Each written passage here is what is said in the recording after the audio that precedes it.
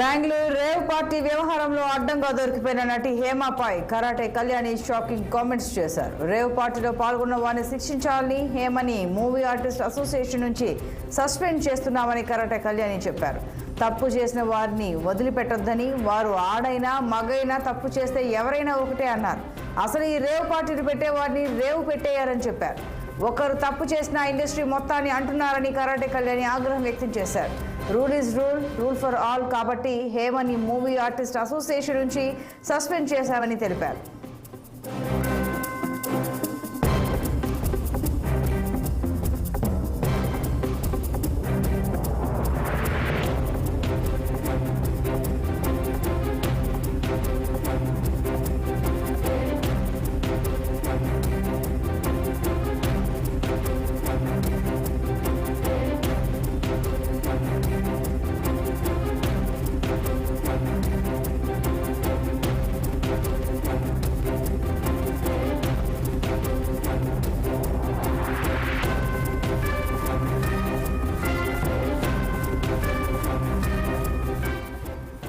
Bengaluru rave party వ్యవహారంలో అడ్డంగా దొరికిపోయిన నటి హేమపై కరాటే కళ్యాణి షాకింగ్ కామెంట్స్ చేశారు. రేవ్ పార్టీలో పాల్గొన్న వారిని శిక్షించాలన్నారు. హేమని మూవీ ఆర్టిస్ట్ అసోసియేషన్ నుంచి సస్పెండ్ చేస్తున్నామని కరాటే కళ్యాణి చెప్పారు.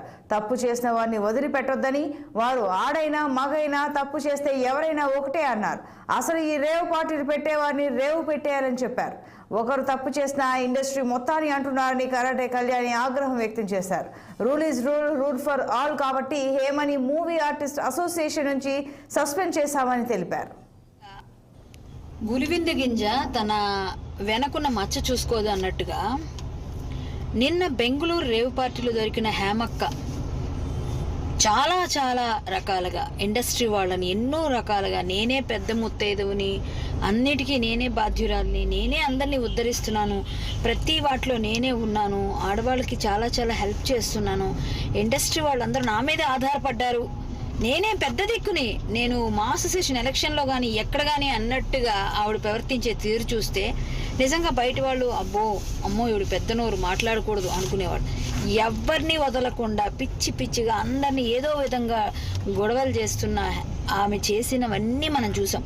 మా అసోసియేషన్లో ఆయన చేయి కొరికింది శివబాలాజీది, అంతకుముందు రాజేంద్ర ప్రసాద్ గారిని అడ్డగించింది, నా మీద కేసులు పెట్టానని చెప్పి పోలీస్ స్టేషన్స్కి వెళ్ళింది.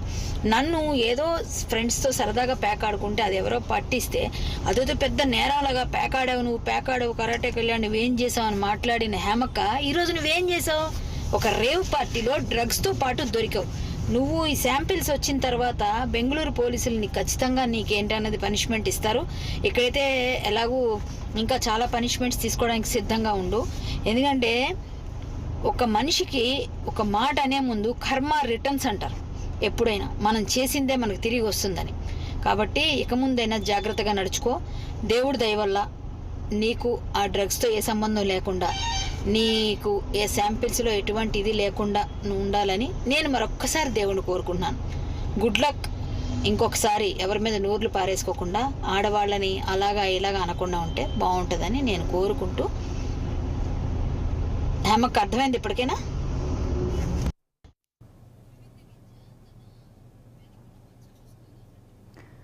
విద్యుత్ సంస్థల్లో ప్రభుత్వం టీజీని అమలు చేసింది.